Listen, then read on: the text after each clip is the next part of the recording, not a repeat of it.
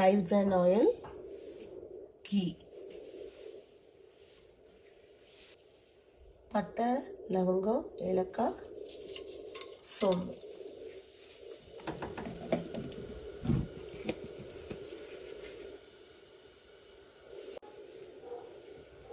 பச்சை மிளகாய் ஆட் பண்ணிக்கலாம்.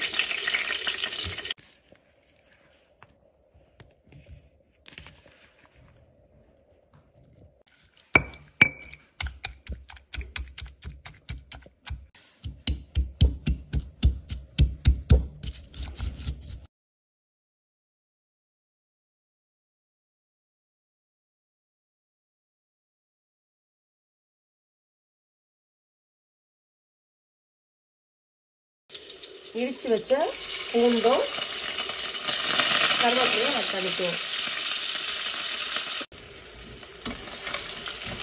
பூண்டு, பச்சை மிளகாய், கருவேப்பிலை இது எல்லாம் நல்லா வதங்கி வந்த உடனே ஜிஞ்சர் கார்லிக் பேஸ்ட் ஆட் பண்ணிக்கலாம்.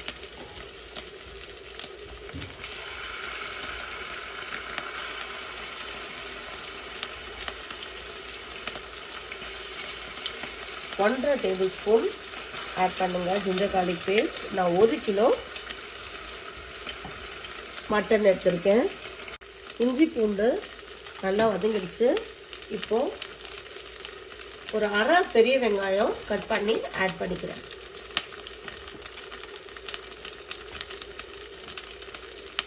இதுக்கு நிறைய சின்ன வெங்காயம் ஆட் பண்ணோம். சின்ன வெங்காயம் நசுக்கி ஆட் பண்ணிக்கிறேன். நல்லா நஞ்சிக்கணும். நஞ்சி ஆட் பண்ணிக்கோங்க.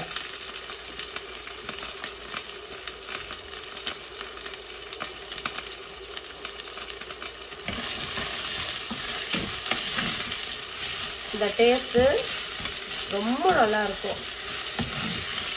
நார்மலாக செய்கிற மட்டன் குழம்பை விட இந்த மாதிரி பண்ணும்போதுல, நான் சொல்கிற மெத்தடில் பண்ணும்போதுல ரொம்ப நல்ல டேஸ்ட்டாக இருக்கும். நல்லா வதங்கட்டும்.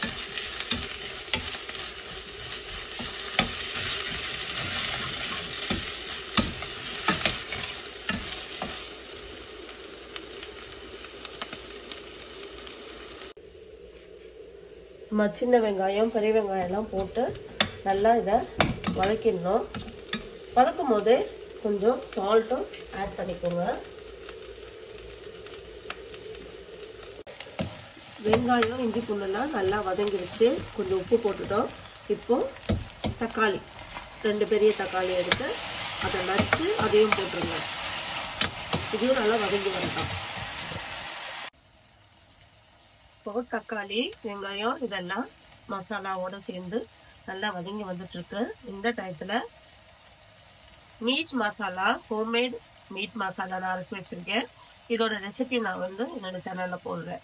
இதை கொஞ்சம் ஆட் பண்ணிக்கோங்க. இதுலயே காரம் நிறைய இருக்கும். மிளகா பொடி ஆட் பண்ணும்போது நம்ம பார்த்து ஆட் பண்ணணும். இது ஒரு 2 டீஸ்பூன் ஆட் பண்ணிக்கிறேன். இப்போ நம்ம மீட் மசாலாலேயே காரம் நிறைய இருக்கும். அதனால மிளகா பொடி, பிளெயின் மிளகா பொடி ஆட் பண்ணும்போது கொஞ்சம் பார்த்து காரத்துக்கு ஏற்ற மாதிரி ஆட் பண்ணிக்கோங்க. உங்க காரத்துக்கு ஏற்ற மாதிரி ஆட் பண்ணிக்கோங்க.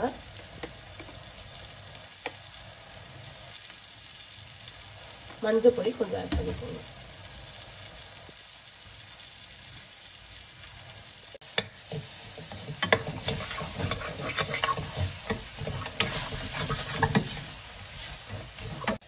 இப்போ மட்டன் இதில் ஆட் பண்ணிட்டு மட்டன் வேகிற வரைக்கும் விட்டு விட்டு அதுக்கப்புறம் நம்ம ஃபைனல் டச் கொடுக்க போகிறோம். அதுக்கு கிட்டத்தட்ட நம்ம குழம்பு கூட்டிட்டோம்.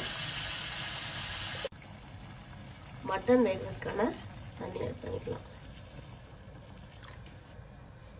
போதும். இது வந்து கொடுத்துட்டு நம்ம விசில் போட்டுடலாம். நம்ம மட்டன் குழம்பு மட்டன் நல்லா வெந்துருச்சு. இப்போ நம்ம கடைசியாக என்ன பண்ணணும்னா ஒரு பவுடர் நான் செஞ்சு வச்சுருக்கேன். இந்த பவுடர் என்னென்னா இட்லி அரிசி கழுவிட்டு ட்ரை ரோஸ்ட் பண்ணிவிட்டு அதில் கொஞ்சம் ஜீரகமும் மிளகும் போட்டு ரோஸ்ட் பண்ணி இந்த மாதிரி பொடி பண்ணி வச்சுக்கிட்டா குழம்புக்கு ஆட் பண்ணும்போது நல்ல மணமாகவும் இருக்கும், திக்னஸாகவும் இருக்கும். ஸோ அதை நான் ஒரு 2 டீஸ்பூன் ஆட் பண்ணிக்கிறேன். அப்புறம் வீட்டில் அரைச்ச தனியா பவுடர் அதையும் 1 டேபிள் ஸ்பூன் ஆட் பண்ணிக்கிறேன். இப்போ இதை தண்ணியில் போட்டு கரைச்சி அந்த குழம்போடு ஆட் பண்ணி கொதிக்க வச்சு இறக்கிடணும். அவ்வளோதான். குழம்பு நல்லா கொதிச்சு இதில் இப்போ நம்ம மிக்ஸ் பண்ணி வச்சிருக்கிற இந்த பவுடரும் தனியா பவுடரும் ஆட் பண்ணிக்கலாம். இப்போ நல்லா கொதி வரட்டும். கொதி வந்த உடனே நம்ம இறக்கி வச்சிட போகிறோம். மட்டன் சால்னா நல்லா கொதிச்சிருக்கு. இப்போ நம்ம இறக்கி வச்சிடலாம். இந்த மட்டன் குழம்பு ரொம்ப டேஸ்டியாக இருக்கும். நம்ம ரைஸும் தனியாவும் கடைசியில் நம்ம மிக்ஸ் பண்ணும் போதில் நல்லா திக்காக இருந்துச்சு. ஃப்ளேவரும் ரொம்ப நல்லா அழகாக இருந்தது. ரொம்ப டேஸ்ட்டாக இருந்தது. பார்க்கவும் நல்லா அழகாக இருந்தது. ஸோ இதை நீங்கள் சுட சாதத்து கூட சாப்பிட்லாம். பரோட்டா கூட சாப்பிட்டா இன்னும் டேஸ்ட்டு நல்லாயிருக்கும். இட்லி, தோசை எல்லாத்துக்கூடயும் நீங்கள் சாப்பிட்லாம். ஸோ இதை நீங்கள் வீட்டில் செஞ்சு சாப்பிட்டு பாருங்கள். தேங்க்ஸ் ஃபார் வாட்சிங் மை வீடியோஸ். சப்ஸ்கிரைப் பண்ண மறந்துடாதீங்க. தேங்க்யூ.